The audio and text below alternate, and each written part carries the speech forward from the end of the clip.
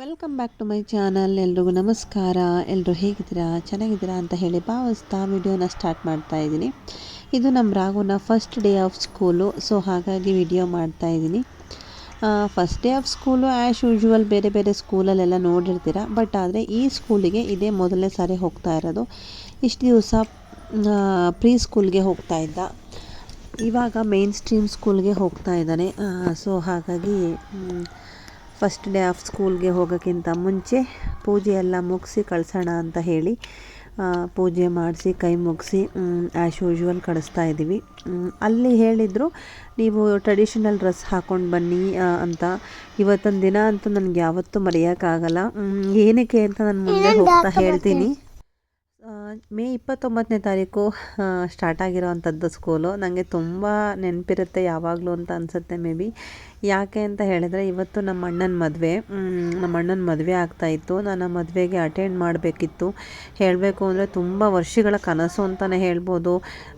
ಇವಾಗ ಮದುವೆ ಆಗ್ಬಿಟ್ರೆ ಏನು ಮಾಡೋದು, ಅವಾಗ ಮದುವೆ ಆಗ್ಬಿಟ್ರೆ ಏನು ಮಾಡ್ಬೋದು, ನಾನು ಹಿಂಗೆ ಬ್ಯುಸಿ ಇರ್ತೀನಿ, ಹಂಗೆ ಬ್ಯುಸಿ ಇರ್ತೀನಿ, ರಜದಲ್ಲಿ ಸಿಗಲಿ ಅಂತ ಹಿಂಗೆಲ್ಲ ಹೇಳ್ಕೊಂಡು ಕೊನೆಗೂ ನನಗೆ ಅವ್ನ ಮದುವೆಗೆ ಅಟೆಂಡ್ ಮಾಡೋಕ್ಕಾಗದೇ ಇರೋವಂಥ ಪರಿಸ್ಥಿತಿ ಬಂದ್ಬಿಡ್ತು.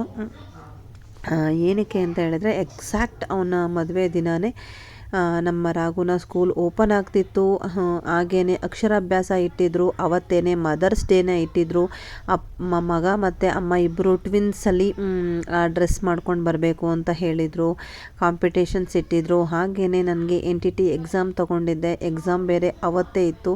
ಸೊ ಎಲ್ಲ ಕೂಡ ಎಷ್ಟು ಕ್ರಿಟಿಕಲ್ ಆಗಿತ್ತು ಅಂತ ಹೇಳಕ್ಕೆ ಬರೋದಿಲ್ಲ. ಆ್ಯಕ್ಚುಲಿ ಎಕ್ಸಾಮ್ನ ನಾನು ಆನ್ಲೈನಲ್ಲಿ ಅಟೆಂಡ್ ಮಾಡ್ತೀನಿ ಅಂತ ಹೇಳಿ ಮದುವೆಲೇ ಅಟೆಂಡ್ ಮಾಡೋಣ ಅಂತ ಹೇಳಿ ಪರ್ಮಿಷನ್ ಕೂಡ ತೊಗೊಂಡು, ಪಾಪ ನಾನು ಪರ್ಮಿಷನ್ ಕೂಡ ಕೊಟ್ಟರು. ನಾನು ವರ್ಕ್ ಮಾಡ್ತಿದ್ದಂಥ ಅಕಾಡೆಮಿಯವರು. ನಿಜವಾಗ್ಲೂ ಗ್ರೇಟ್ ಅಂತ ಹೇಳ್ಬೋದು. ಬಟ್ ಏನು ಮಾಡೋದು, ಅಲ್ಲಿಗೆ ಹೋಗಿ ಬರೆಯೋಣ ಅನ್ನೋ ಅಷ್ಟರಲ್ಲಿ ಇಮಿಡಿಯೇಟಾಗಿ ರಾಘು ಸ್ಕೂಲಿಂದ ಮೆಸೇಜ್ ಕಳಿಸ್ಬಿಟ್ರು. ಈವ್ನಿಂಗ್ ಕಳಿಸಿದ್ರು, ನಾಳೆ ಮದರು ಕೂಡ ಅಟೆಂಡ್ ಮಾಡಬೇಕು, ಟ್ವಿನ್ಸ್ ಡ್ರೆಸ್ನಲ್ಲಿ ಬರಬೇಕು, ಮತ್ತು ಅಕ್ಷರಾಭ್ಯಾಸ ಎಲ್ಲ ಇರುತ್ತೆ ಅಂತ. ಸೊ ನಂಗೆ ತಲೆನೇ ಕೆಟ್ಟೋಯ್ತು. ಏನು ಮಾಡೋದಪ್ಪ, ಮದುವೆ ಅಟೆಂಡ್ ಮಾಡಲಾ, ಎಕ್ಸಾಮ್ ಬರೀಲ್ಲ, ಮದುವೆ ಅಟೆಂಡ್ ಮಾಡಲಾ, ಇಲ್ಲ ರಾಘುನ ಅಕ್ಷರಾಭ್ಯಾಸ ಮಾಡಿಸ್ಲಾ, ಹಾಗೆ ನಾನು ಹೊಸ ಸ್ಕೂಲಿಗೆ ಬೇರೆ ಜಾಯ್ನ್ ಆಗಿಬಿಟ್ಟಿದ್ದೆ, ಅಲ್ಲಿಗೆ ಹೋಗ್ಲಾ, ಅಲ್ಲೂ ಕೂಡ ನನಗೆ ಪರ್ಮಿಷನ್ ಕೊಟ್ಟಿರಲಿಲ್ಲ. ಸೊ ನಂಗೆ ತುಂಬಾ ಕ್ರಿಟಿಕಲ್ ಆಗಿತ್ತು. ತಲೆ ಕೆಟ್ಟೋಗ್ಬಿಟ್ಟಿತ್ತು. ಅಂಥದ್ರಲ್ಲೂ ಏನು ಮಾಡೋಕ್ಕಾಗಲ್ಲ ಅಂತ ಹೇಳಿ ಎಕ್ಸಾಮ್ನ ಆನ್ಲೈನಲ್ಲಿ ತಗೊಂಡು ಹೊಸ ಸ್ಕೂಲಿಗೆ ರಜಾ ಹಾಕಿ ಅವತ್ತು ಅಕ್ಷರಾಭ್ಯಾಸನ ಅಟೆಂಡ್ ಮಾಡಿ ಕೊನೆಗೆ ನಾನು ಎಕ್ಸಾಮ್ ಬರೆದೆ. ಈ ರೀತಿಯಾಗಿತ್ತು. ಒಂಥರ ಕ್ರಿಟಿಕಲ್ ಡೇ ಅಂತ ಹೇಳ್ಬೋದು. ಹಾಗಾಗಿ ನನಗಿದು ಯಾವಾಗಲೂ ಮೆಮೊರೇಬಲ್ ಆಗಿರುತ್ತೆ ಅಕ್ಷರಾಭ್ಯಾಸ. ಬಟ್ ಅಕ್ಷರಾಭ್ಯಾಸ ಮಾತ್ರ ತುಂಬಾ ಚೆನ್ನಾಗಿ ಮಾಡಿದರು.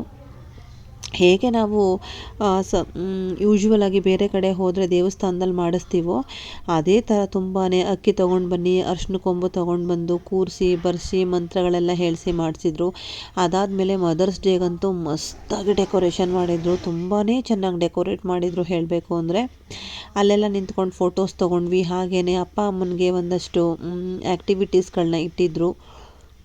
ಆ ಆ್ಯಕ್ಟಿವಿಟೀಸ್ಗಳನ್ನ ಕೂಡ ನಾವು ಮಾಡಿದ್ವಿ. ಸೊ ಈ ರೀತಿ ಮದರ್ಸ್ ಡೇಗೆ ಮ್ಯೂಸಿಕಲ್ ಚೇರ್ಸ್ ಎಲ್ಲ ಮಾಡಿಸಿದ್ರು ಮದರ್ಸ್ಗೆ ಅಂತ ಹೇಳಿ. ಫಾದರ್ಸ್ಗೂ ಕೂಡ ಮಾಡಿಸ್ತೀವಿ, ಅತಿ ಶೀಘ್ರದಲ್ಲೇ ನಿಮ್ಮನ್ನು ಕರೆಸ್ತೀವಿ ಅಂತ ಹೇಳ್ತಾಯಿದ್ರು. ಸೊ ತುಂಬಾ ಚೆನ್ನಾಗಿತ್ತು ಅಂತಲೇ ಹೇಳ್ಬೋದು. ಬಟ್ ನಂಗೆ ಮೊದಲೆಲ್ಲ ತುಂಬಾ ಆಸಕ್ತಿ ಇತ್ತು. ನಾನು ನಮ್ಮ ಅಣ್ಣನ ಮಗಳನ್ನ ರೆಡಿ ಮಾಡೋದು, ಮತ್ತು ಅವಳು ಸ್ಕೂಲಿಗೆ ಹೋಗೋದು, ಅವಳು ಡ್ಯಾನ್ಸ್ ನೋಡೋದು. ನೀವು ನಂಬ್ತಿರೋ ಬಿಡ್ತಿರೋ, ಸೀರಿಯಸ್ಲಿ ನಾನು ಬೆಂಗಳೂರಿಂದ ಎಷ್ಟೋ ದಿನ ನಾನು ವರ್ಕ್ ಮಾಡ್ತಿರೋದನ್ನು ರಜಾ ಹಾಕಿ ಅಥವಾ ಅವಳು ನೈಟ್ ಹೋಗಿ ಅವಳು ಡ್ಯಾನ್ಸ್ ನೋಡ್ಕೊಂಡು ಮಾರ್ನಿಂಗ್ ಬಸ್ ಹತ್ಕೊಂಡು ಬಂದಿದ್ದೀನಿ. ತುಂಬ ಸರಿ ಹೋಗಿದ್ದೀನಿ ಆ ಥರ. ನನಗೆ ಅಷ್ಟು ಇರ್ತಿತ್ತು.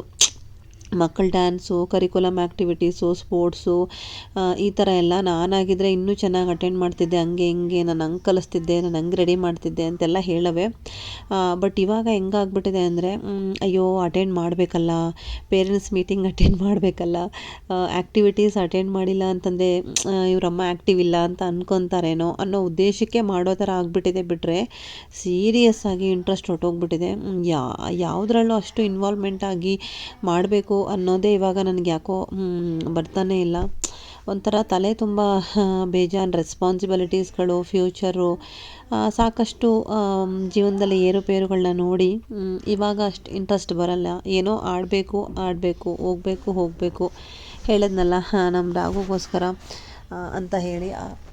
ಸೊ ಆ ಥರ ನೋಡಿ ಅದಕ್ಕೆ ಹೇಳೋದು, ಬೇಗ ಮದುವೆ ಆಗಿ ಬೇಗ ರೆಸ್ಪಾನ್ಸಿಬಿಲಿಟೀಸ್ ಎಲ್ಲ ಕಳೆದ್ರೆ ಆ ಏಜ್ ಹಂಗೆ ಇರುತ್ತೆ. ಆವಾಗ ಅದನ್ನೆಲ್ಲ ಎಂಜಾಯ್ ಮಾಡ್ಬೋದು. ತಲೆ ತುಂಬ ರೆಸ್ಪಾನ್ಸಿಬಿಲಿಟೀಸ್ನೆಲ್ಲ ತಲೆಗೆ ಬಂದುಬಿಟ್ರೆ ಆವಾಗ ಬೇರೆದ್ರಲ್ಲೆಲ್ಲ ಇಂಟ್ರೆಸ್ಟ್ ಕಡಿಮೆ ಆಗಿಬಿಡುತ್ತೆ. ಎನಿವೇ ಬಿಟ್ಟಾಕಿ ಸೊ ನಾನಿಲ್ಲಿ ಅಕ್ಷರಾಭ್ಯಾಸ ಮುಗಿಸೋ ಅಷ್ಟರಲ್ಲಿ ಅಲ್ಲಿ ನಮ್ಮ ಅಣ್ಣನ ಮದುವೆ ಆಗಿತ್ತು. ಅಲ್ಲಿಂದ ಬಂದು ನಾನು ನನ್ನ ಎಕ್ಸಾಮನ್ನು ಮುಗಿಸ್ಕೊಂಡೆ. ಸೊ ಇಷ್ಟೇ ಇವತ್ತಿನ ವ್ಲಾಗ್ ಅಂತ ಹೇಳ್ತಾ ಮತ್ತೆ ಇನ್ನೊಂದು ವ್ಲಾಗ್ ಜೊತೆ ಸಿಗ್ತೀನಿ. ಅಲ್ಲಿವರೆಗೂ ನಮಸ್ಕಾರ. Thanks for watching.